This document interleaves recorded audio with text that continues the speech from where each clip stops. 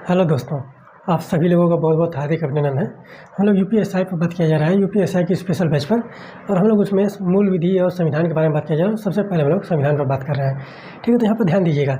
तो इस तरह से हम लोग ध्यान दीजिएगा कि जो चीज़ें बताई जाएंगी, जो चीज़ें समझाई जाएंगी, वो सारी चीज़ें जो है एग्जाम के पॉइंट ऑफ व्यू से महत्वपूर्ण होंगी। तो वो आप लोगों के लिए यूपीपी यानी कि उत्तर प्रदेश पुलिस और यूपीएसआई यानी कि उत्तर प्रदेश सब इंस्पेक्टर के लिए भी बहुत ही ज़्यादा महत्वपूर्ण होगा, ठीक है। तो हम लोगों ने कल बात किया था कि संवैधानिक विकास पर। तो पहला चरण हो चुका है 1600 ईस्वी से लेकर 1853 ईस्वी तक वहाँ पर हो चुके हैं सारी चीज़ें। तो यहाँ पर ध्यान दीजिएगा कि आज हम लोग बात करेंगे कि 1858 से लेकर 1947 तक की जो चीज़ें देखने को मिली थी, जितने अधिनियम हैं उसके बारे में। तो यहाँ पर जो महत्वपूर्ण अधिनियम होंगे उसको भी हम आपको बता देंगे, जो महत्वपूर्ण नहीं है उसको हम लोग बात नहीं करेंगे। जो महत्वपूर्ण चीज़ें होंगी उन्हीं पर हम लोग बात करेंगे, ठीक है। तो एक बात ध्यान दीजिएगा। तो यहाँ पर ये सारी बातें हम लोग ध्यान दीजिएगा और यहाँ से नोट्स बनाते रहिए। और जो लोग तैयारी कर रहे हैं, जो तैयारी करने वाले हैं, जो तैयारी करना चाह रहे हैं, उनको भी जोड़ते रहिए चैनल से। और यहाँ पर बताते रहिए क्योंकि यहाँ पर जितनी भी सारी चीज़ें देखने को मिलेंगी वो सारी की सारी चीज़ें जो हैं निःशुल्क होंगी, ठीक है। और एक बेहतरीन तरीके से हम लोग बात कर रहे हैं, ठीक है। तो पहले हम यहाँ पर लिख देते हैं कि संवैधानिक विकास, ठीक है। भारतीय संविधान का संवैधानिक विकास,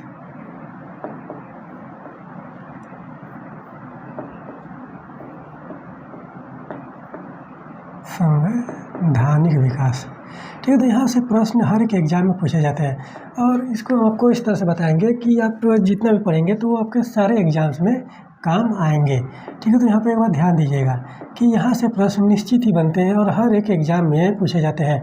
भारत का संवैधानिक विकास पहला चरण हो चुका है। दूसरा बात करेंगे 1858 से, ठीक है, 1853 तक वहाँ पर हो चुका था और 1858 से 1947 तक आज पूरा हम लोग कंप्लीट करेंगे, ठीक है। तो यहाँ पर एक बात ध्यान दीजिएगा कि 1857 की जो क्रांति हुई, ठीक है, यहाँ पर हम ध्यान लिख देते हैं 1857 की क्रांति, ठीक है।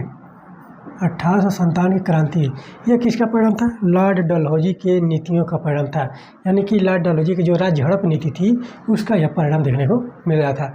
और फिर उसके बाद कालांतर वहाँ पर जो दीर्घकालिक परिणाम देखने को मिले थे कि अंग्रेज़ों ने जो वहाँ पर सहायक संधि की, जो वहाँ पर राजा रजवाड़ों को वहाँ पर पद से हटाया, तो उनमें जो असंतोष व्याप्त हुआ, जो वहाँ पर कृषि कानून लागू हुए थे उससे जो असंतोष व्याप्त हुआ था समाज में, उसका भी दीर्घकालिक परिणाम इसमें देखने को मिलता है, ठीक है। और फिर उसके बाद जो तत्कालिक कारण था, यानी कि चर्बी युक्त कारतूस का प्रयोग जो किया गया था वहाँ पर सैनिकों के द्वारा, तो उसको वहाँ पर इस तरह से देखा गया था कि जो धार्मिक भावनाओं को ठेस पहुँचाने वाला है उस आधार पर भी इसको तत्कालिक कारण के रूप में देखा जाता है, ठीक है। तो हम लोग बात करेंगे जब ये क्रांति हुई तो इसके पहले 1853 में जो अधिनियम आया था उसके बारे में हम लोग बात किया है बहुत सारा।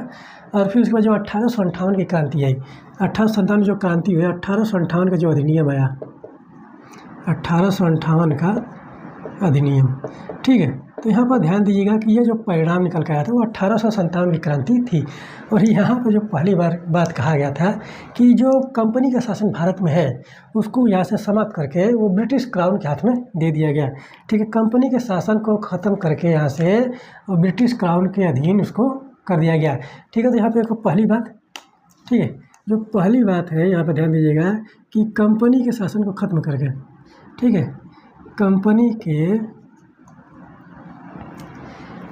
कंपनी के शासन को समाप्त किया गया, ठीक है। और ब्रिटेन वाले ताक में बैठे थे कि कब कंपनी का शासन समाप्त किया जाए, क्योंकि यहाँ पर जो कंपनी का राजस्व था वहाँ तक पहुँच नहीं पा रहा था, बहुत कम समय वहाँ कम देखने को मिल रहा था।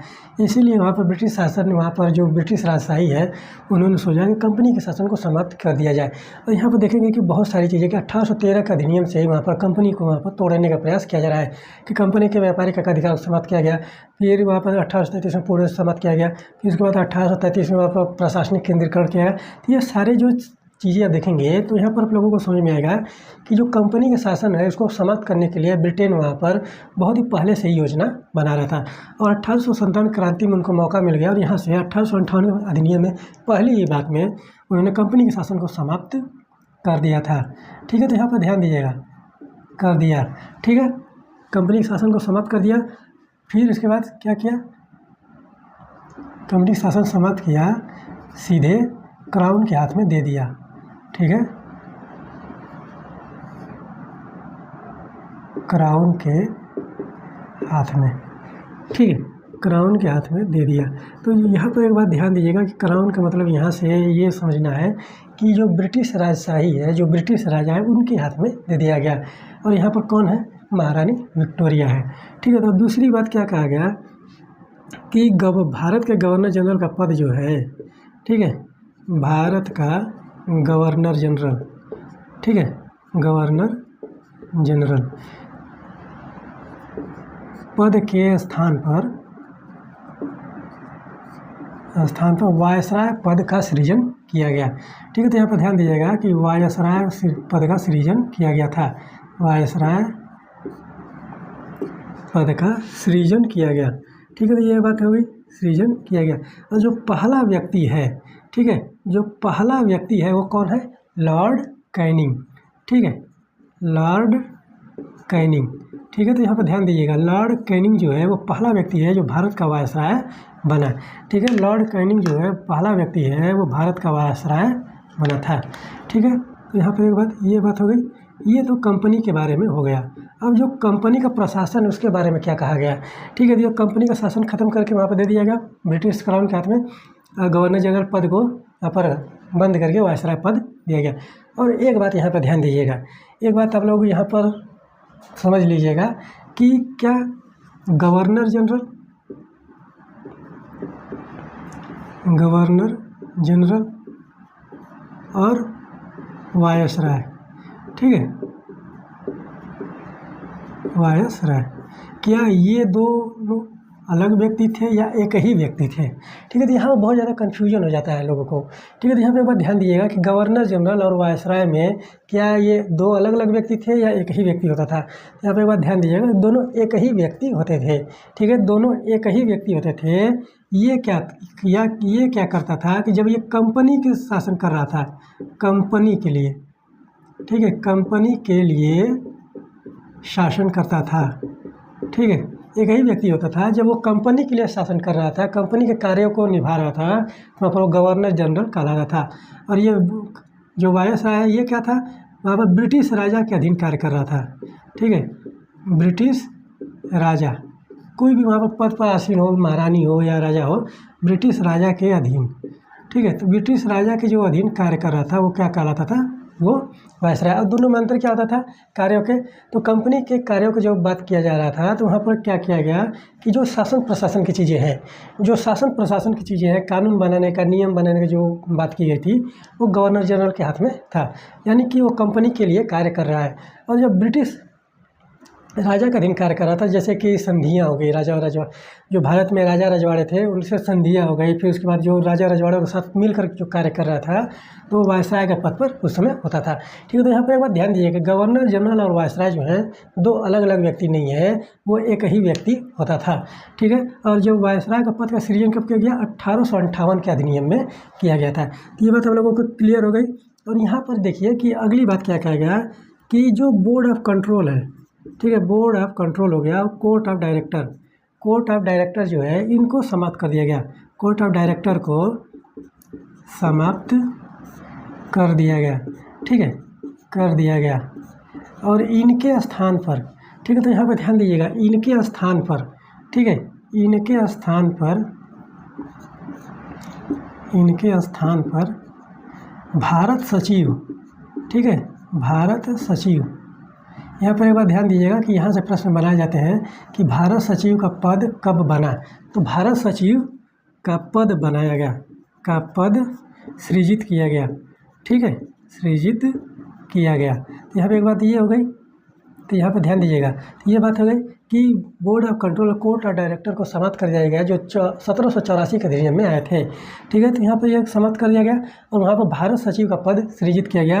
और यहाँ पर एक चीज़ और समाप्त हुआ था कि द्वैध शासन, जो board of control, court of director के द्वारा किया जा रहा था शासन प्रशासन, वो द्वैध शासन के अंतर्गत आता है और इसको भी यहाँ पर द्वैध शासन की समाप्ति कर दी गई थी। तो यहाँ पर एक लाइन और लिख लीजिएगा कि यहाँ पर द्वैध शासन की समाप्ति की गई, ठीक है, की समाप्ति की गई, ठीक है। तो यहाँ पर ध्यान दीजिएगा कि द्वैध शासन की भी समाप्ति की गई। और यहाँ पर देखेंगे कि जो भारत सचिव है, भारत सचिव के कार्य के लिए, ठीक है, भारत सचिव के कार्य के लिए 15 सदस्यीय परिषद का गठन किया गया। ठीक है, 15 सदस्यीय परिषद का गठन हुआ। ठीक है, परिषद का गठन किया गया। ठीक है, और इनका कार्य क्या था? बस देख रेख करना किया, देख रेख करना बस इनका कार्य था कि जो भारत सचिव है, कि जो भारत में जो कार्य हो रहे हैं उनका देख रेख करना वहाँ पर सॉरी, उनका देख रेख करना वहाँ पर इनका कार्य था। ठीक है, तो ये बातें आप लोग ध्यान दीजिए। और 1858 के अधिनियम में ये सारी बातें की गई थी। और भाइयों, ये 15 सदस्यीय परिषद है, इसको आप ध्यान देंगे कि यही कालांतर में चलकर विधानसभा भी बनेगा। और फिर 1919 के अधिनियम में आप देखेंगे कि वहाँ पर राज्यसभा लोकसभा का फॉर्मेशन किया जाता है। ठीक है, तो वो 1919 के अधिनियम की बात है। ठीक है, तो यहाँ पर ध्यान दीजिएगा, यहाँ पर एक महत्वपूर्ण अधिनियम है 1858 का अधिनियम, कि 1858 के अधिनियम में क्या क्या कार्य किए गए थे। ठीक है, तो ये बात सारी बातें आप लोग नोट डाउन करते रहें। नोट डाउन करते रहेंगे तो नोट्स बनाते रहेंगे तो आप लोगों के लिए बहुत चीज़ें आसान हो जाएंगी। ठीक है, तो इसके बाद आप देखिए कि एक और अधिनियम है महारानी विक्टोरिया का जो घोषणा पत्र है। ठीक है, महारानी विक्टोरिया का 1 नवंबर 1958 का घोषणा पत्र। ठीक है, इसके बारे में पूछा जाता है। ठीक है, तो यहाँ पर ध्यान दीजिएगा कि 1 नवंबर 1858 ये किसका है? महारानी विक्टोरिया का घोषणा पत्र है। ठीक है, महारानी विक्टोरिया। ठीक है, महारानी विक्टोरिया का एक घोषणा पत्र आया था भारत में। और इसको कौन सुनाया था? एक बार ध्यान दीजिएगा, एक इसको कौन पढ़कर सुनाया था और कहाँ सुनाया था? तो एक बार ध्यान दीजिएगा कि इसको 1 नवंबर 1958 को लॉर्ड कैनिंग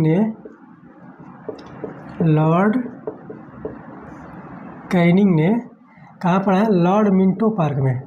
ठीक है, लॉर्ड मिंटो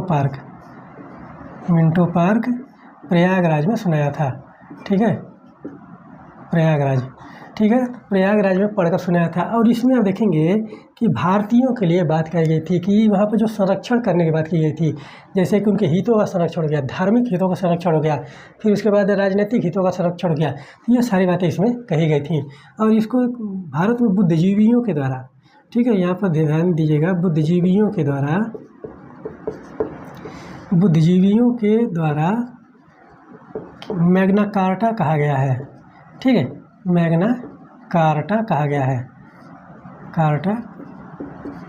है। ठीक है, बुद्धिजीवियों के द्वारा भारत में मैग्ना कार्टा कहा गया, बुद्धिजीवियों का। ठीक है, तो ये क्या शब्द है? मैग्ना कार्टा क्या है? एक अधिकार पत्र। मैग्ना कार्टा का जो शाब्दिक अर्थ लिया जाता है वो क्या होता है? अधिकार पत्र। ठीक है, अधिकार पत्र। जो मैग्ना कार्टा का शाब्दिक अर्थ लिया जाता है वो अधिकार पत्र से लिया जाता है।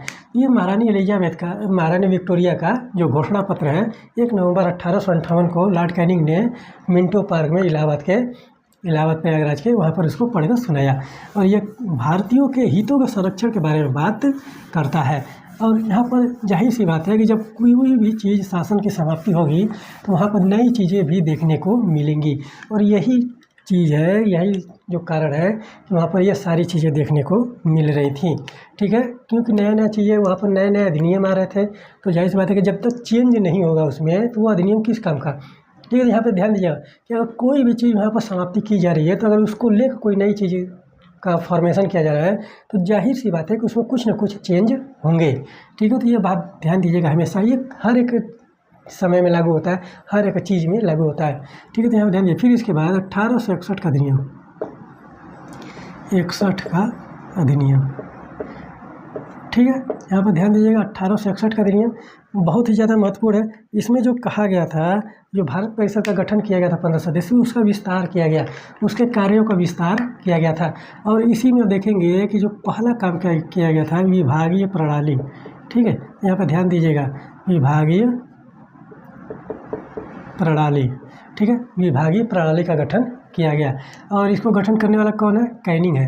ठीक है, कैनिंग है। भारत में जो विभागीय प्रणाली है वहाँ पर कैनिंग ने उसका गठन किया था। फिर उसके बाद इसी में देखेंगे कि विकेंद्रीकरण की शुरुआत हुई, विकेंद्रीकरण। ठीक है, और यहाँ पर विकेंद्रीकरण से इस तरह समझिएगा कि जो शासन प्रशासन की चीज़ें हैं उसको हस्तांतरित करना, ठीक है, उसको विभाग बनाना, उसके लिए अन्य कार्य करना, ठीक है, तो विकेंद्रीकरण, ठीक है, विकेंद्रीकरण की शुरुआत हुई, ठीक है, शुरुआत हुई, ठीक है। तो यहाँ पर एक बात ध्यान दीजिएगा, ये सारी चीज़ें और भारत परिषद का कार्यों का विस्तार किया गया, ठीक है। तो हमने आपको इस तरह से बताया कि जो पहली बार जब भारत परिषद का गठन हुआ था वो कब किया गया था, 1858 के अधिनियम में, और 15 सदस्य थे, ठीक है। तो यहाँ पर ध्यान दीजिए, विकेंद्रीकरण की शुरुआत हुई। विकेंद्रीकरण का जो शाब्दिक अर्थ होता है कि सत्ता हस्तांतरण की जो चीज़ें देखने को मिल रही है, छोटे छोटे खंडों में बांटकर उस पर शासन प्रशासन करने के बाद की जाती है, ठीक है। विकेंद्रीकरण की होगी, विभागीय प्रणाली की हो गई, और फिर इसके बाद यहाँ पे एक कार्य और किया गया। तो सबसे महत्वपूर्ण बात है इसके कि अध्यादेश, ठीक है, यहाँ पर पहली बार गवर्नर जनरल को अध्यादेश जारी करने की शक्ति दी गई, जारी करने की शक्ति दी गई, ठीक है। तो यहाँ पर ध्यान दीजिएगा, शक्ति दी गई। और यह कब जारी करने की शक्ति दी गई थी? आपातकाल के दौरान, आपातकालीन स्थिति में। यहाँ पर ध्यान दीजिएगा कि आपातकालीन स्थिति में, ठीक है, आपातकालीन स्थिति में यहाँ पर गवर्नर जनरल को शक्ति दिया गया अध्यादेश जारी करने की, ठीक है। तो ये बहुत ही महत्वपूर्ण बात है। और इसके तहत आप देखेंगे कि यहाँ पर देखिए कि बंगाल, ठीक है, बंगाल में कब किया गया था? 1862 में। फिर उसके बाद पंजाब में, यहाँ ध्यान दीजिएगा एक बात, पंजाब में भी इस दूसरे नंबर पे आप देखेंगे कि पश्चिमी सीमा प्रांत, उत्तर पश्चिमी सीमा प्रांत है,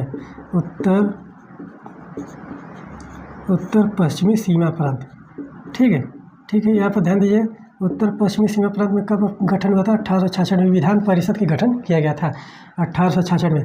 फिर इसके बाद देखिए कि पंजाब में कब किया गया? 1897 में, ठीक है, पंजाब में 1897 में गठन किया गया था, ठीक है। तो यहाँ पर एक बात ध्यान दीजिएगा, 1897 में, ठीक है, 1897 में क्या गठन किया गया? विधान परिषद का गठन किया गया था, विधान परिषद, ठीक है। तो एक बात ध्यान दीजिएगा, परिषद का गठन हुआ, ठीक है,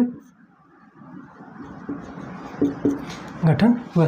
ये सारी बातें जो है 1861 के अधिनियम में है। जो महत्वपूर्ण बात है, तो यहाँ पर एक बात ध्यान दीजिएगा कि इससे प्रश्न पूछा जाता है कि बंगाल में विधान परिषद का गठन कब किया गया था? उत्तर पश्चिमी सीमा प्रांत में, जिसको पेप्सू शायद बोला जाता है, कब गठन हुआ था? पंजाब में विधानसभा गठन कब किया, किस अधिनियम के तहत किया गया? तो 1861 के अधिनियम में है। और यहाँ पर विभागीय प्रणाली देखने को मिल जाए किसी भी प्रश्न में, तो वहाँ पर 1861 का अधिनियम मारिए, और कहीं पर शब्दों में ये पता चला कि विकेंद्रीकरण की शुरुआत हुई है, विकेंद्रीकरण की चीज़ें देखने को मिल रही है, तो वहाँ पर आँख बंद करके 1861 का अधिनियम मारिए, वो हमेशा सही होगा, क्योंकि यही एकमात्र अधिनियम है जिसमें विकेंद्रीकरण की चीज़ें देखने को मिल रही थी, ठीक है। तो ये सारी बातें आप लोग याद रखें। 2-3 बात जो ऐसी हैं यहाँ पर 1861 के अधिनियम में कि जो बहुत ही ज़्यादा महत्वपूर्ण, जैसे विकेंद्रीकरण हो गया, फिर उसके बाद आप देखेंगे कि विभागीय प्रणाली हो गया, किसने शुरू किया, फिर अध्यादेश जारी करने की शक्ति हो गई, गवर्नर जनरल को कब दी गई, ये सारी बातें, ठीक है। तो इसके बाद आप देखिए कि 1861 का अधिनियम हो गया, और इसके बाद देखिए कि एक अधिनियम आया था 1872 में, ठीक है, 1872 में एक अधिनियम आया था, ठीक है। इसके बारे में बहुत ज़्यादा पूछता ही नहीं है, एक बार एक जानकारी के रूप में आपको बता देते हैं। 1872 का अधिनियम, ठीक है। इस अधिनियम में क्या किया गया कि पहली बार भारत के बाहर जो रहने वाले लोग हैं उनके लिए नियम कानून बनाए गए, यानी कि विदेशियों के लिए वहाँ पर नियम कानून बनाए गए थे। 1872 का अधिनियम में यहाँ पर हम लिख देते हैं, विदेशियों के लिए नियम कानून, ठीक है, कानून, ठीक है, कानून बनाए गए विदेशियों के लिए जो भारत के बाहर रह रहे हैं, ठीक है, भारतीय राज्य क्षेत्र के जो बाहर रह रहे हैं उनके लिए जो नियम कानून बनाए गए पहली बार 1872 के अधिनियम में यहाँ पर था। फिर इसके बाद देखिए 1876 का शाही उपाधि अधिनियम है, ठीक है, शाही उपाधि अधिनियम, ठीक है, शाही उपाधि अधिनियम है।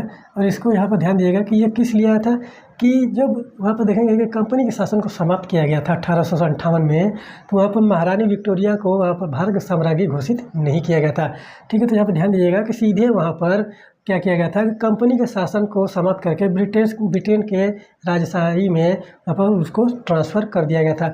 लेकिन 1876 के शाही उपाधि अधिनियम में यहाँ पर ब्रिटेन की महारानी को भारत का साम्राज्ञी घोषित किया गया। ब्रिटेन की महारानी को भारत का साम्राज्ञी घोषित किया गया। ठीक है, तो यहाँ पर क्या किया गया था कि ब्रिटेन की महारानी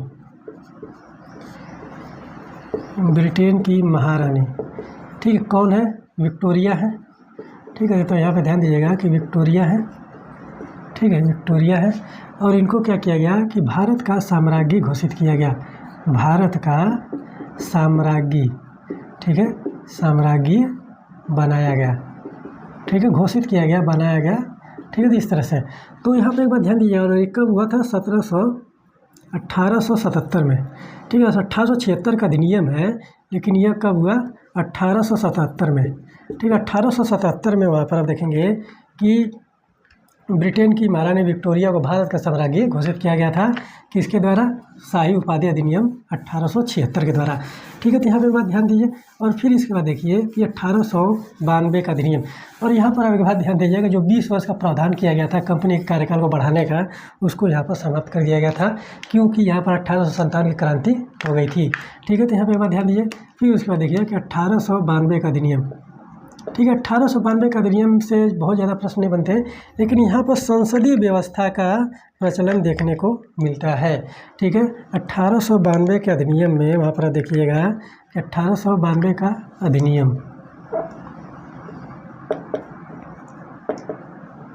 1892 का अधिनियम में क्या कहा गया था कि यहाँ पर एक बात ध्यान दीजिएगा, संसदीय व्यवस्था देखने को मिलता, पहली बार संसदीय व्यवस्था।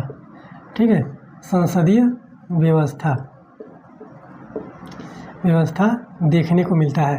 ठीक है, यहाँ पर अप्रत्यक्ष रूप से है, देखने को मिलता है अप्रत्यक्ष रूप में, यानी कि वहाँ पर पूर्ण रूप से फॉर्मेशन नहीं किया गया है। ठीक है, और दूसरी बात यहाँ पर क्या महत्वपूर्ण है कि यहाँ पर बजट पर बहस करने की बात कही गई थी। बजट पर बहस करने के बाद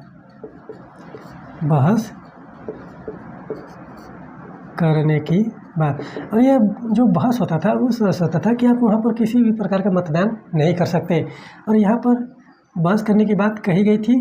ठीक है, तो यहाँ पर बस विचार विमर्श कर सकते हैं।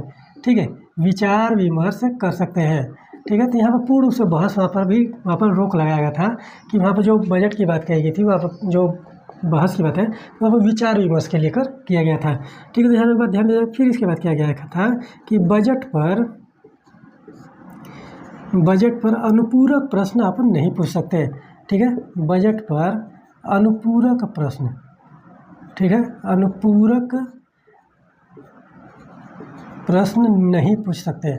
ठीक है, तो नहीं पूछ सकते। ठीक है, तो यहाँ पर ध्यान दीजिएगा। तो ये तीन बात जो है आप लोग 1892 का अधिनियम में देखने को मिलता है। और जैसे कि मान लीजिए कि जो चीज़ें एक्सप्लेन करने की बात है, तो एक लाइन पर हम लोग 10 लाइन भी बोल सकते हैं, 10 लाइन का व्याख्या किया जा सकता है, लेकिन जो चीज़ समझने वाली बात है उसको आप लोग बस ध्यान दीजिए। ठीक है, तो इसको एक एक लाइन में आप याद रखे रहेंगे तो आप लोगों के लिए बहुत ही ज़्यादा बेहतर रहेगा। तो पहली बार जो संसदीय व्यवस्था देखने को अप्रत्यक्ष रूप में देखने को मिल रहा है वो कब है? 1892 के अधिनियम में।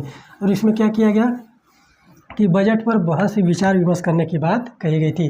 और उसके बाद देखिए कि बजट पर अनुपूरक प्रश्न भी वहाँ पर नहीं पूछ सकते। ठीक है, और फिर इसके बाद देखिए कि 1909 का अधिनियम। अब यहाँ से हम लोग पहुँच रहे हैं 20वीं शताब्दी में। ठीक है, और यहाँ से बहुत ज़्यादा प्रश्न बनते हैं। ठीक है, तो एक बात ध्यान दीजिएगा, हम घटनाओं को बताते चलेंगे 1900 से लेकर 1927 तक की जो घटना है। तो सबसे पहली बात, ठीक है, 1909 का अधिनियम आया क्यों, किस लिए आया, और इसको क्या बोला जाता है? मार्ले मिंटो सुधार। ठीक है, क्या बोला जाता है? मार्ले मिंटो सुधार। ठीक है, मार्ले मिंटो सुधार अधिनियम। अब देखिए कि इसमें क्या सुधार किए गए, सुधार किए थे बिगाड़ के चले गए।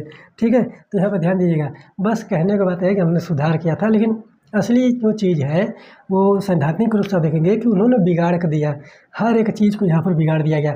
और यहीं से यही अधिनियम आप देखेंगे कि भारत के विभाजन का बीज इसी में बोया गया था। ठीक है, इसी अधिनियम में भारत के विभाजन का बीज जो है वहाँ पर बोया गया। और सबसे पहली बात यहाँ पर एक ध्यान दीजिएगा, ठीक है, 1905 1905 जो घटनाएं को आप याद रखेंगे ना, तो ये सारी चीज़ें समझ में आएंगी एकदम बेहतरीन तरीके से। 1905 में क्या हुआ, बंगाल विभाजन हुआ, ठीक है, बंगाल विभाजन हुआ, ठीक है। और इसी को लेकर आप देखेंगे कि स्वदेशी आंदोलन होता है। फिर एक बार ध्यान दीजिएगा कि 1906 में क्या हुआ, मुस्लिम लीग का गठन हुआ, ठीक है। तो यहाँ पे ध्यान दीजिए, घटनाओं को ध्यान दीजिएगा। मुस्लिम लीग का गठन, और ये कहाँ होता है, एक बार ध्यान दीजिए, कहाँ होता है, ढाका में होता है, ठीक है, ढाका में, बांग्लादेश की राजधानी ढाका में यह होता है। और एक बार ध्यान दीजिएगा, बंगाल विभाजन में बंगाल का विभाजन इस प्रकार से किया गया था कि पूर्वी बंगाल में हिंदू अल्पसंख्यक हो गए, ठीक है। यहाँ पर एक बार ध्यान दीजिएगा कि पूर्वी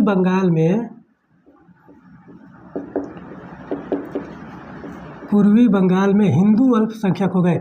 देखिए यहाँ पर नीति देखिए कि किस प्रकार से भारत का विभाजन किया गया, बंगाल का विभाजन किया गया था। और कौन किया गया था, कौन था यहाँ पर, कर्जन था, लॉर्ड कर्जन यहाँ पर था, ठीक है। तो कर्जन की जो नीति थी वो देखिए कि भारत में किस प्रकार से वहाँ पर भारत का विभाजन यहाँ पर किया गया। एक बार ध्यान दीजिएगा कि बंगाल का विभाजन सिर्फ मत समझिएगा, क्योंकि यहाँ पर भारत का विभाजन किया गया। भारत के विभाजन का जो बीज बोया गया वो इसी में बोया गया था। भारत के विभाजन के जो पूर्ण रूप से वहाँ पर देखने को मिलता है कि भारत का विभाजन एकदम तय कर दिया गया था, तो वो मार्ले-मिंटो सुधार अधिनियम है, ठीक है, 1909 का मार्ले-मिंटो सुधार, क्योंकि इसी में पृथक निर्वाचक पद्धति आई थी।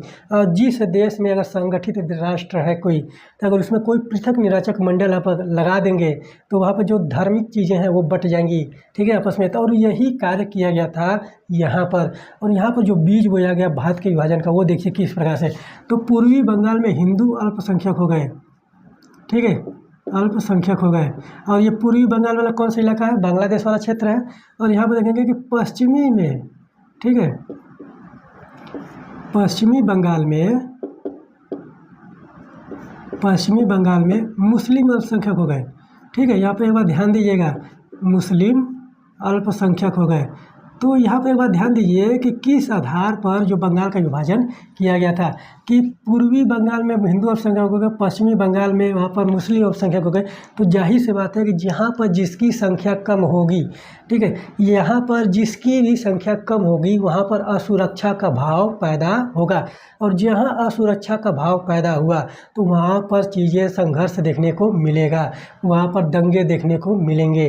तो ये सारी बातें वहाँ पर किया गया और सोची समझी चाल थी अंग्रेज़ों की, ठीक है। तो ये सोची समझी चाल थी कि किस आधार पर बंगाल का विभाजन किया जाए कि भारतीय लोग जो है आपस में उलझे रहे, आपस में परेशान रहे, और हम लोगों का शासन प्रशासन है जो सुचारू रूप से चलता रहे, ठीक है।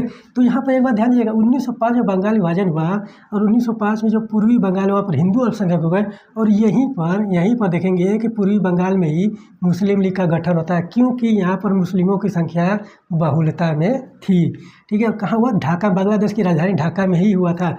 और यहाँ पर इसी के बाद में देखेंगे कि 1907 में सूरत विभाजन हो गया, ठीक है। सूरत विभाजन कांग्रेस का उदारवादी और उग्रवादी दल में वहाँ पर देखने को मिलता है।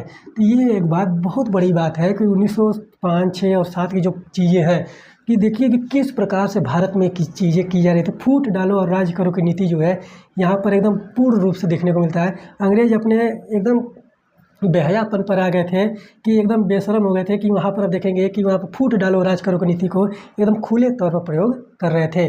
तो ये सारी चीज़ें देखिए कि भारत में किस प्रकार से सांप्रदायिकता को बढ़ावा दिया गया, तो ये बहुत बड़ी बात है, ठीक है। तो बंगाल विभाजन हुआ और बंगाल विभाजन का कारण जो बना, ठीक है, और जो कारण बना वो भारत के विभाजन में देखने को मिलता है, ठीक है। तो यहाँ पर ध्यान दीजिए, तो बंगाल विभाजन, 6 में मुस्लिम लीग का गठन, 7 में सूरत विभाजन, और इन्हीं तीनों को लेकर 1909 का मार्ले-मिंटो सुधार आता है। और इसमें पहली बार जो बात कही गई थी, पहली ही बात कही गई पृथक निर्वाचक मंडल, ठीक है, पृथक निर्वाचक मंडल।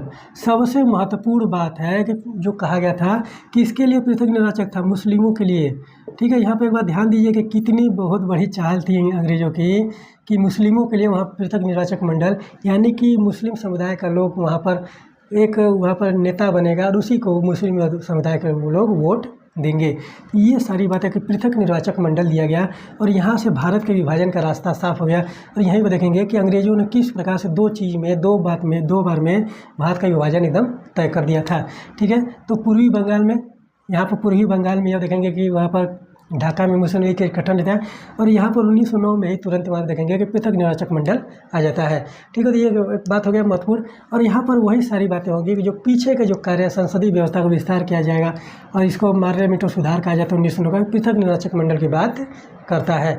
और पृथक निर्वाचक मंडल में अंग्रेजों ने इस तरह से प्रस्तुत किया था, कहा गया था कि पृथक निर्वाचक जो है सभी के लिए है, जो यानी कि जो अलग है, ठीक है, हिंदुओं में जो अलग है, जैसे कि ये दलित हो गए, फिर उसके बाद सिख हो गए, ईसाई हो गए, और फिर ईसाई नहीं मान लीजिए, ईसाई तो वहाँ पर ये यही लोग शासन कर रहे थे, जैन बौद्ध ये सारे जो लोग थे उनके लिए पृथक निर्वाचक मंडल वहाँ पर अंग्रेजों ने कहा, लेकिन वो था मुस्लिमों के लिए, विशेष तौर पर मुस्लिमों के लिए पृथक निर्वाचक मंडल आया था। ठीक है, तो यहाँ पर एक बात ध्यान दीजिए, ये सारी बातें देखिए 1909 के अधिनियम में कि पृथक निर्वाचक सबसे महत्वपूर्ण बात है, पृथक निर्वाचक मंडल। ठीक है, और इसके बाद आप देखेंगे कि 1919 का अधिनियम आएगा।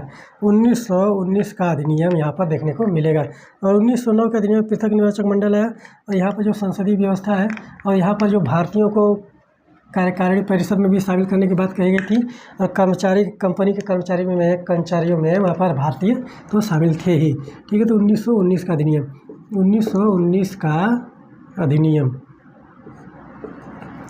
ठीक है, 1919 का अधिनियम है। और इसको क्या बोला गया, मॉन्टेग्यू चेम्सफोर्ड सुधार, मॉन्टेग्यू चेम्सफोर्ड सुधार। ठीक है, तो यहाँ पे एक बार ध्यान दीजिएगा, मॉन्टेग्यू चेम्सफोर्ड सुधार। ठीक है, तो ये बात सोचिए कि सुधार कहने से सुधार नहीं होता। ठीक है, उन्होंने जो चीज़ें थी वो बिगाड़ दी, जो चीज़ें नहीं करनी चाहिए उन्होंने वो चीज़ें की। तो ये बात ध्यान दीजिएगा कि मॉन्टेग्यू चेम्सफोर्ड सुधार जो है 1919 का अधिनियम है। ठीक है, तो यहाँ पे एक बात ध्यान दीजिए कि जो ये पृथक निर्वाचक प्रणाली थी, ठीक है, यहाँ पे ध्यान दीजिए कि जो पृथक निर्वाचक प्रणाली है, पृथक निर्वाचक प्रणाली जो है, प्रणाली का विस्तार किया गया। ठीक है, का विस्तार किया गया। ठीक है, विस्तार किया गया था। ठीक है, पृथक निर्वाचक प्रणाली का विस्तार किया गया था। इसको हम बता देते हैं कि ये किस लिए आया। ठीक है, तो एक बात यहाँ पर ध्यान दीजिए कि दोनों को जोड़कर आप देखिए कि पृथक निर्वाचक प्रणाली जो है 1909 में आया, लेकिन 1919 के अधिनियम में उसको विस्तार किया गया। और एक बात यहाँ पर ध्यान दीजिए कि ये 1907 तक का है। ठीक है, और फिर इसके बाद 1900 देखेंगे कि 1916 में वहाँ पर लखनऊ समझौता होता है, और लखनऊ समझौता में क्या होता है कि मुस्लिम लीग और कांग्रेस के बीच समझौता किया जाता है।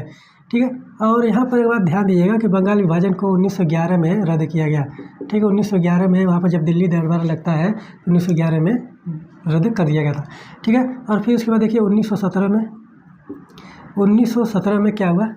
ठीक है, 1916 में तो लखनऊ अधिवेशन हुआ था, और 1917 में आप देखेंगे कि होम रूल लीग जो आंदोलन है वो चल रहे थे, और 1917 में महामहिम जो गांधी है, गांधी का चंपारण हुआ।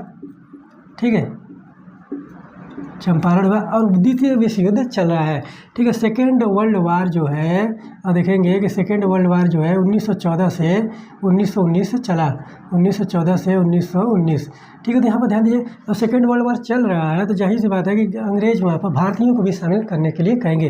तो गांधी ने वहाँ पर घर घर घूमकर वहाँ पर भारतीयों को शामिल किया द्वितीय विश्व युद्ध में, और इनको अंग्रेजों को सार्जेंट भी बोला गया। ठीक है, तो 1917 में गांधी का चंपारण हुआ, 1916 में लखनऊ अधिवेशन हो गया था, और यह मुस्लिम लीग, यहाँ पर देखेंगे, ध्यान दीजिएगा कि लीग व कांग्रेस के बीच समझौता हुआ था। और जाहिर सी बात है कि अंग्रेज़ों ने जो 1919 का अधिनियम में किया था, और यहाँ पर जब लखनऊ समझौता में लीग कांग्रेस के बीच समझौता हो रहा है, तो अंग्रेज़ों को बुरा लगना ही लगना है, उनके ईगो को ठेस पहुँचेगा। तो इस अधिवेशन में यहाँ पर जो अंबिका चरण मजूमदार है, जो कांग्रेस का अधिवेशन हुआ था लखनऊ में, अंबिका चरण मजूमदार, और यहाँ देखेंगे कि बाल गंगाधर तिलक और एनी बेसेंट जो है मध्यस्थता की भूमिका में है लीग और कांग्रेस में। ठीक है, तो यहाँ पर एक बात ध्यान दीजिएगा कि जो 17 में चंपारण हुआ, 1918 में आप देखेंगे कि 1918 में खेड़ा होता है। ठीक है, खेड़ा होता है, और इसी में अहमदाबाद भी है, अहमदाबाद मिल मजदूर आंदोलन है। यहाँ पर ध्यान दीजिएगा, मिल मजदूर, ये आप लोग पढ़े होंगे इतिहास में, अहमदाबाद मिल मजदूर है, 1918 का ही है। और फिर 1919 में जब अंग्रेज़ों ने कहा था कि भारत को आज़ाद करने की बात की गई थी, भारत से जाने की बात की गई थी, और गांधी ने वहाँ पर उनका सहयोग किया और गए नहीं, और यहाँ पर 1919 में ही रॉलेट एक्ट आया, ठीक है, रॉलेट एक्ट आया। और इसी को बिना अपील, बिना दलील, बिना वकील का कानून बोला जाता है कि एक बार गिरफ्तारी हो गई तो वहाँ पर यानी कि 1919 में वहाँ पर द्वितीय विश्व युद्ध खत्म हो गया, तो अंग्रेज़ों को भारतीयों की ज़रूरत नहीं पड़ी। उन लोगों ने क्या किया कि रॉलेट एक्ट भारत में ला दिया 1919 का, कि यानी कि इसके आधार पर किसी भी क्रांतिकारी को वहाँ पर गिरफ्तार किया जाएगा तो वहाँ पर उसकी सुनवाई नहीं होगी, ठीक है। तो एक बात ध्यान दीजिएगा। और इसी के तर्ज पर आप देखेंगे कि बहुत सारे क्रांतिकारियों को वहाँ पर गिरफ्तार किया गया, और एक पंजाब में वहाँ पर 2 क्रांतिकारी सत्यपाल सिंह है और वहाँ पर सैफुद्दीन किचलू हैं, उनको गिरफ्तार किया गया। उनके विरोध में वहाँ पर देखेंगे कि अमृतसर के जलियांवाला बाग में वहाँ पर शांतिपूर्ण सभा हो रही थी, और वहीं पर जनरल ओ डायर ने वहाँ पर देखेंगे कि गोलीबारी की और बहुत सारे लोग मारे गए। तो ये घटना जो है 13 अप्रैल 1919, ठीक है, 13 अप्रैल 1919 को जलियांवाला बाग हत्याकांड होता है, ठीक है, जलियांवाला बाग हत्याकांड ये जो घटना है, ठीक है, अंग्रेज़ों के लिए नासूर बन गई, ठीक है। ये जो घटना है अंग्रेज़ों के लिए नासूर बन गई। अंग्रेज़ों ने जो कार्य किया भारत में, यही जो भारत की आज़ादी को वहाँ पर रास्ता तय कर दिया। और गांधी जब यहाँ पर 13 अप्रैल 1919 को जलियांवाला बाग हत्याकांड होता है, गांधी अपने फॉर्म में आते हैं, और 1920 में ही आप देखेंगे कि 1920 में ही असहयोग आंदोलन चालू हो जाता है, ठीक है। और असहयोग आंदोलन पूरे भारत में चालू हुआ, और ये गांधी का पहला आंदोलन, जन आंदोलन माना जाता है 1920 में, असहयोग। और इसी आंदोलन में गांधी ने खिलाफत को भी असहयोग में शामिल किया। तो ये सारी घटनाएं आप लोग याद रखिए। और जब 13 अप्रैल 1919 को आया वहाँ पर जलियांवाला बाग हत्याकांड हुआ, तो यहाँ पर सुधार लाया गया, जो चेम सपोर्ट सुधार है, 1919 का अधिनियम आया। तो ये घटनाएं जो जिम्मेदार हैं 1919 के अधिनियम के लिए। तो गांधी वहाँ पर पदार्पण कर चुके थे, खेड़ा, चंपारण, वहाँ पर अहमदाबाद मिल मजदूर हो चुका, फिर लखनऊ समझौता हो गया लीग और कांग्रेस में। तो जाहिर सी बात है कि अंग्रेज़ वहाँ पर बिफरे, अंग्रेज़ों का वहाँ पर ईगो हर्ट हुआ, और जब अंग्रेज़ों का ईगो हर्ट हुआ तो उन्होंने रॉलेट एक्ट डाल दिया। अंग्रेज़ों का जब ईगो हर्ट हुआ तो उन्होंने रॉलेट एक्ट डाल दिया, और इसी के तर्ज पर आप देखेंगे कि 13 अप्रैल 1919 को जलियांवाला बाग हत्याकांड हो जाता है। और ये घटना जो है अंग्रेज़ों के लिए नासूर बन गई, ठीक है। तो ये 13 अप्रैल 1919 का जलियांवाला बाग हत्याकांड जो है अपने अंग्रेज़ों के लिए नासूर बनी, और यही जो घटना है भारतीयों के अंदर इतना असंतोष व्यक्त कर दिया कि अंग्रेज़ को 1947 में छोड़ना ही पड़ा भारत में। अंग्रेज़ तो 1920 में ही छोड़कर चले गए होते, लेकिन वहाँ गांधी वहाँ पर जो चौरी चौरा कांड हो गया 1922 में, 4 फरवरी 1922 को गोरखपुर में, वही घटना जो है गांधी में असंतोष को लेकर आया, और गांधी ने पूरा असहयोग आंदोलन ही वहाँ पर वापस ले लिया। और वो भी चौरी चौरा कांड जो है आप देखेंगे कि वो अंग्रेज़ों की मिली भगत वहाँ पर चाल थी, कि गांधी जो थे अहिंसा को लेकर चल रहे थे। तो जाहिर सी बात है कि जब हिंसा हो जाएगी तो गांधी वो आंदोलन वापस ले लेंगे। तो ये सारी चीज़ें देखिए कि अंग्रेज कितने चालाक है, कितने चालबाज है, कि किस प्रकार से यहाँ पर शासन प्रशासन को सुचारू रूप से चलने के लिए क्या क्या कार्य कर रहे हैं। तो ये बात ध्यान दीजिएगा। तो 1919 में पहली बार निर्वाचक प्रणाली का गठन हुआ और विस्तार किया गया। और निर्वाचक प्रणाली तो मान लीजिए कि निर्वाचक मंडल जो है पार्लियामेंट सुधार में ही आया था। ये महत्वपूर्ण है, 1909 के अधिनियम में यही एक बार पूछता है। और बहुत सारी चीज़ें हैं, जैसे कि वहाँ पर विधानसभा का गठन किया गया, फिर उसके बाद जो विस्तार किया गया था विधान परिषद का, वो सारी बातें भी देखने को मिलती हैं। तो वहाँ से उतना ज़्यादा मतलब नहीं रहता है। यही याद रखिए कि पृथक निर्वाचक मंडल भारत में कब लाया गया था, ठीक है। तो ये एक बात 1909 का। और 1919 के अधिनियम में देखेंगे कि मॉन्टेग्यू चेम्सफोर्ड सुधार ने पृथक निर्वाचक प्रणाली को विस्तार कर दिया। तो ये और भी ज़्यादा असंतोष व्यक्त कर दिया। तो अंग्रेज यहाँ पर उस तरह से कार्य नहीं, उदारता को लेकर नहीं चल रहे हैं, वहाँ पर एक ज़बरदस्ती तानाशाही को लेकर चल रहे थे। और जाहिर सी बात है कि कहीं पर तानाशाही रहेगा और वहाँ पर लोगों को पसंद नहीं आएगा, तो वहाँ पर वो असंतोष व्यक्त करेगा, ठीक है। तो एक बात ध्यान दीजिए, पृथक निर्वाचक प्रणाली का विस्तार किया गया। और फिर इसी में देखेंगे कि मॉन्टेग्यू चेम्सफोर्ड सुधार में कि प्रांतों में द्वैध शासन लगाया गया, ठीक है। प्रांतों में द्वैध शासन लगाया गया, ठीक है, द्वैध शासन लगाया गया, ठीक है, लगाया गया। और इसमें जो शासन प्रशासन की चीज़ें थी, 2 विषयों में बांटा गया, 2 विषयों में बांटा गया। और कौन कौन से विषय हैं? हस्तांतरित ठीक है, हस्तांतरित और आरक्षित, ठीक है, हस्तांतरित और आरक्षित विषय थे। हस्तांतरित में आप देखेंगे कि सामाजिक चीज़ें देखने को मिल रही थी, ठीक है, हस्तांतरित में सामाजिक चीज़ें देखने को मिले थे, और आरक्षित में आप देखेंगे कि जो प्रशासन संबंधी चीज़ें देखने को मिल रही थी, प्रशासन संबंधी जो चीज़ें देखने को मिल रही थी, सामाजिक चीज़ें और प्रशासन चीज़ें वहाँ पर देखने को मिले थे। हस्तांतरित में सामाजिक चीज़ें देखने को मिली थी, आरक्षित में प्रशासन की चीज़ें जो देखने को मिली थी। दो विषयों में बांटा गया, ठीक है। और यहाँ पर जो किया गया था कि एक बात देखिए कि ये 1919 के अधिनियम में किया गया, प्रांतों में द्वैध शासन लगाया और उसके विषयों को बांट दिया गया हस्तांतरित और आरक्षित विषय में। तो हस्तांतरित में जो था वो सामाजिक चीज़ें थी, सामाजिक जैसे कि जन सेवा का कार्य जो किया जा रहा था वहाँ पर, और आरक्षित में प्रशासन संबंधी चीज़ें देखने को मिले थे। और इसमें आप देखेंगे कि कार्यकारिणी परिषद में, ठीक है, गवर्नर जनरल की कार्यकारिणी परिषद में सदस्यों को नियुक्त किया गया था, परिषद में सदस्यों को नियुक्त किया गया, ठीक है। तो यहाँ पर ध्यान दीजिएगा, और जो पहला सदस्य नियुक्त किया गया था वो इस अधिनियम के तहत किया गया था। जो भारत में गवर्नर जनरल का कार्यकारिणी परिषद में जो पहला सदस्य नियुक्त किया गया, सत्येंद्र प्रसाद सिन्हा, ठीक है। तो यहाँ पर ध्यान दीजिएगा कि सत्येंद्र प्रसाद सिन्हा जो है गवर्नर जनरल के कार्यकारिणी परिषद में पहली बार नामित होने वाले व्यक्ति है, ठीक है। यहाँ पर एक बार ध्यान दिया किस अधिनियम के तहत हुआ था, वो 1909 के अधिनियम के तहत हुआ था। यहाँ पर एक बार छूट गया था तो उसके लिए क्षमा चाहते हैं, यहाँ पर ध्यान दीजिएगा। और कार्यकारिणी परिषद में यहाँ पर सदस्यों को नियुक्त किया गया था 1919 के अधिनियम में। और इसी में आप देखेंगे कि इसी अधिनियम के तहत 1926 में लोक सेवा आयोग का गठन किया गया, ठीक है। 1926 में लोक सेवा आयोग का गठन किया गया, लोक सेवा आयोग का गठन किया गया था, ठीक है। तो यहाँ पे एक बात ध्यान दीजिएगा कि भारत में ही एक लोक सेवा आयोग का गठन किया गया, ठीक है। तो एक बात यहाँ पे ध्यान दीजिएगा, ये 1919 के अधिनियम का जो महत्वपूर्ण चीज़ है उसके बारे में, ठीक है। तो यहाँ पर एक बात ध्यान दीजिए कि जो चीज़ें यहाँ पर देखने को मिली थी कि ये बात ध्यान रखिए कि प्रांतों में द्वैध शासन कब लगाया गया, और 1926 में लोक सेवा आयोग का गठन किया गया था 1919 के अधिनियम में। तो यही दो प्रश्न बहुत ही ज़्यादा पूछे जाते हैं, ठीक है। तो एक बात ध्यान दीजिएगा, हस्तांतरित और आरक्षित विषयों के बारे में याद रखिएगा कि कौन कौन किसके अंतर्गत कौन सी चीज़ें आती थीं। तो ये सारी बातें, और घटनाओं को याद रखिए, घटनाओं का जो प्रभाव है आप देखेंगे कि अधिनियमों में बहुत ज़्यादा देखने को मिलता है। और 1919 के अधिनियम में एक बात और कहा गया था कि जो इसमें देखने को मिला था कि जो एक आयोग का गठन किया गया था कि उसको 10 वर्ष की समीक्षा के लिए किया गया था, कि वहाँ पर जो भारत में जो कार्य हो रहे थे उनकी समीक्षा के लिए एक आयोग का गठन किया गया था। उसका जो कार्यकाल था 10 वर्ष के बाद उसको समीक्षा करना था। ये 1919 के अधिनियम में है, ठीक है। तो यहाँ पर एक बात ध्यान दीजिए।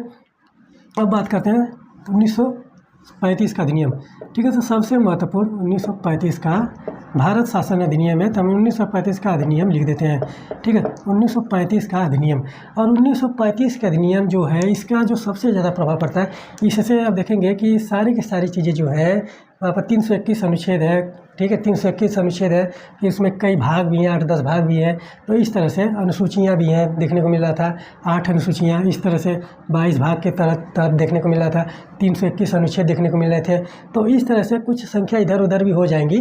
तो यहाँ पर एक बार ध्यान दीजिएगा कि इसमें जितने भी अनुच्छेद थे उसमें से बहुत ज़्यादा अनुच्छेद जो भारतीय संविधान में सीधे तौर पर ले लिए गए थे, यानी कि भारतीय संविधान में सबसे ज़्यादा जो प्रभाव है वो 1935 का अधिनियम का देखने को मिलता है।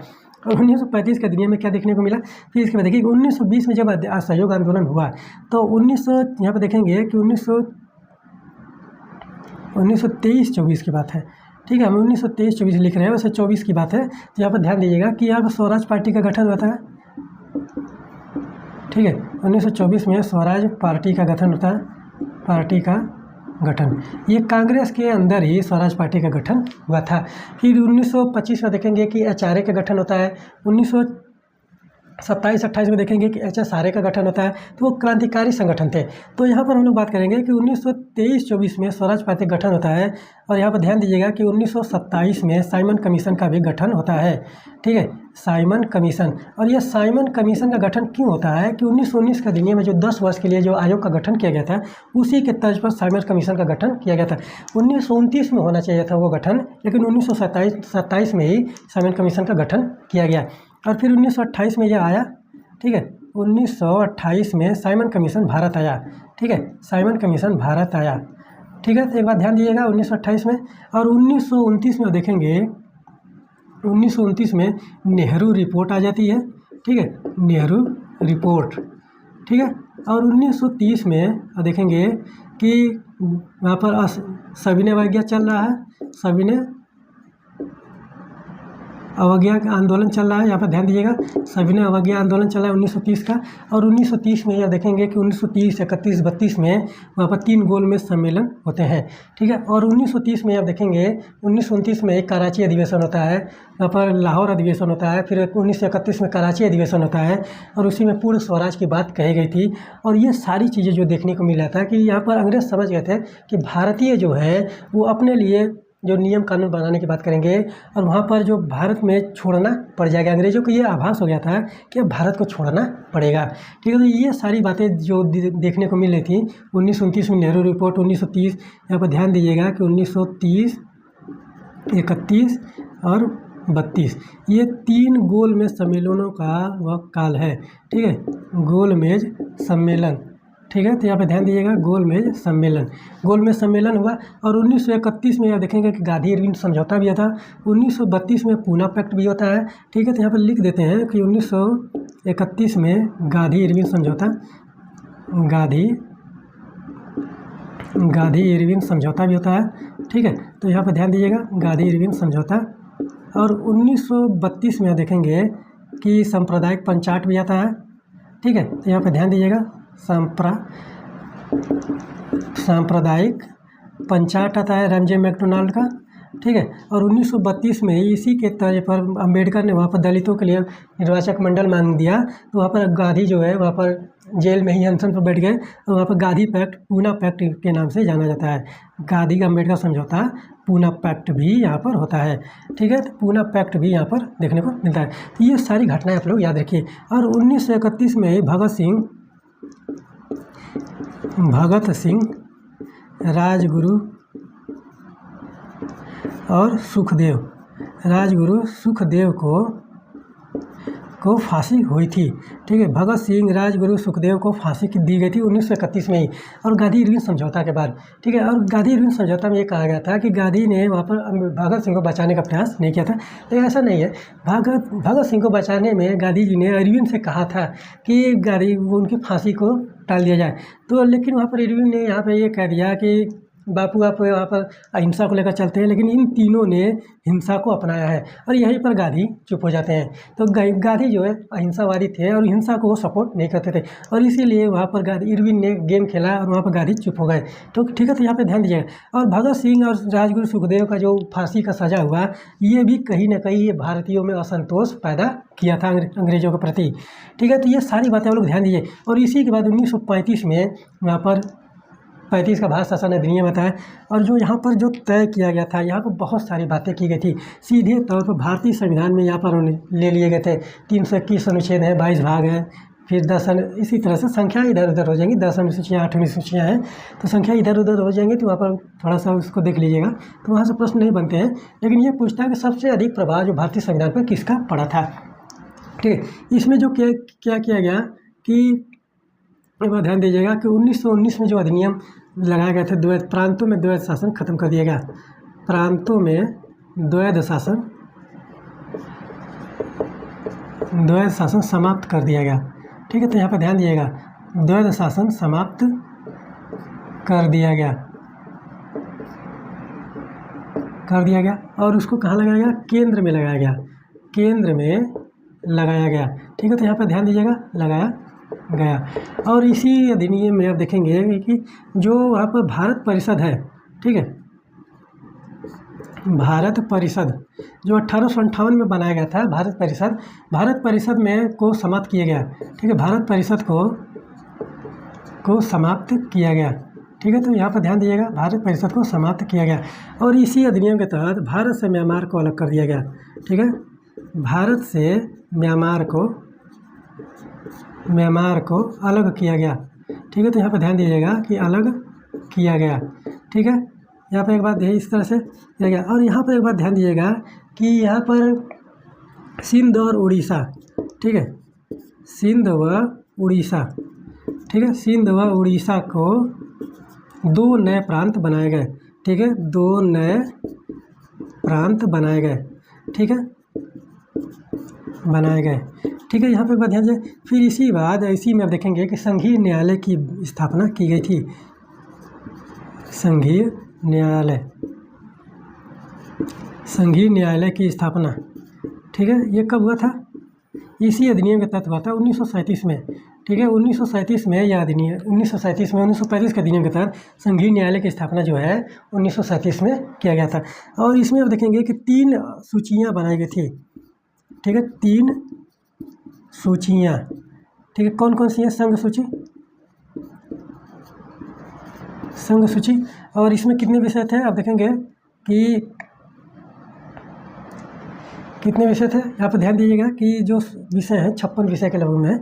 ठीक है, 56 विषय हैं। ठीक है, एक बार ध्यान दीजिए, विषय देख लीजिएगा कि कौन कौन 56 है, 54 है, 34 है, 36 है, इस तरह से देखने को मिला था। संघ सूची और राज्य सूची, ठीक है, और समवर्ती सूची इसी अधिनियम में लागू हुए थे, समवर्ती सूची। ठीक है, तो एक बार ध्यान दीजिएगा, ये सारी बातें कि जो 3 सूचियाँ बनाई गई थी, संघ सूची, राज्य सूची और समवर्ती सूची, वो 1935 के अधिनियम में थी। ठीक है, तो यहाँ पर एक बार ध्यान दीजिएगा। और फिर यहाँ पर जो चीज़ें किया गया था, ये सारी बातें 1935 के अधिनियम से है।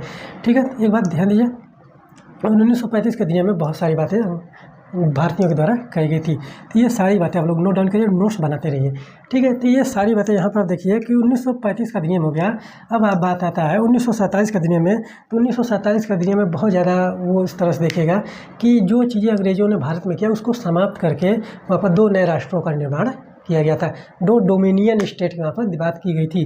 तो उस तरह से उसको 1947 का अधिनियम ध्यान दीजिएगा। ठीक है, तो 1947 का अधिनियम, ठीक है, 1947 का अधिनियम, ठीक है, यानी कि भारत स्वतंत्रता अधिनियम इसको माना जाता है। ठीक है, तो ये सारी बातें जो है 1935 के अधिनियम से देखिए कि प्रांतों को शासन समाप्त करके केंद्र में लगाया गया। भारत परिषद को जो 1858 में गठित किया गया उसको समाप्त कर दिया गया। फिर भारत से म्यांमार को अलग कर दिया गया। सिंध में हुआ, उड़ीसा को 2 नए प्रांत बना दिए गए। संघीय न्यायालय की स्थापना हुई। 3 सूचियाँ, संघ सूची, राज्य सूची और समवर्ती सूची का यहाँ पर फॉर्मेशन हुआ। और जो विषय है वही रहेंगे जो 1919 के अधिनियम में देखने को मिलते हैं। और बाकी चीज़ें जो चल रही थी वो उसी तरह से चल रही हैं। ठीक है, तो ये सारी बातें जो हैं भारत में जो संवैधानिक विकास से चीज़ें थी, और यहाँ और यहाँ पर जो चीज़ें देखने को मिलेंगे जो संवैधानिक विकास है यहाँ पर आप लोगों का समाप्त होता है। और कल हम लोग बात करेंगे संविधान सभा पर। ठीक है, संविधान निर्माण की प्रक्रिया और संविधान के स्रोत। तो संविधान सभा वहाँ पर फैक्ट बहुत सारी चीज़ें हैं, तो फैक्ट आप लोग याद रखेंगे और वहाँ पर बहुत सारी चीज़ें। ठीक है, तो ये सारी बातें आप लोग नोट डाउन करिए, नोट्स बनाते रहिए और नोट्स को अपने बेहतरीन तरीके से बनाएं और अपने पढ़ाई को सही दिशा निर्देशन और अच्छे तरीके से लेकर चलिए। ठीक है, तो जो चीज़ें यहाँ पर बताई जा रही है वो एग्जाम के पॉइंट ऑफ व्यू से बहुत ही ज़्यादा महत्वपूर्ण है और इससे ज़्यादा आप लोगों को प्रश्न देखने को नहीं मिलेंगे। और कभी कभार यहाँ पर ये चीज़ें देखने को मिलती है कि प्रश्नों को घुमा कर पूछ लेता है या लेंदी करके पूछ लेगा। 1 लाइन के प्रश्न को 5 लाइन बना देगा, तो वहाँ पर जो विद्यार्थी होता है वो सोचता है कि क्या इतना बड़ा प्रश्न पढ़ा जाए, लेकिन उसका आंसर उसी प्रश्न में रहता है। ठीक है, तो ये बात आप दिमाग से निकाल दीजिए कि बहुत ही ज़्यादा बड़ा प्रश्न है तो उसको न पढ़ें। ठीक है, पढ़िए सब कुछ। ठीक है, तो पढ़िए, उसमें समझिए कि क्या चीज़ें पूछा गया है। तो प्रश्नों को घुमा फिरा कर पूछने का जो तरीका है वहाँ पर वो चीज़ें फंस सकती हैं, लेकिन 1 बार 2 बार 3 बार पढ़ेंगे, प्रीवियस ईयर का प्रश्न हल करेंगे, वो चीज़ें आप लोगों के लिए क्लियर हो जाएंगी। ठीक है, तो यहाँ पर आप लोग नोट्स बनाइए, नोट्स को बेहतरीन तरीके से बनाइए। चलिए मिलते हैं अगले लेक्चर में, कल के लेक्चर में, तब तक के लिए धन्यवाद।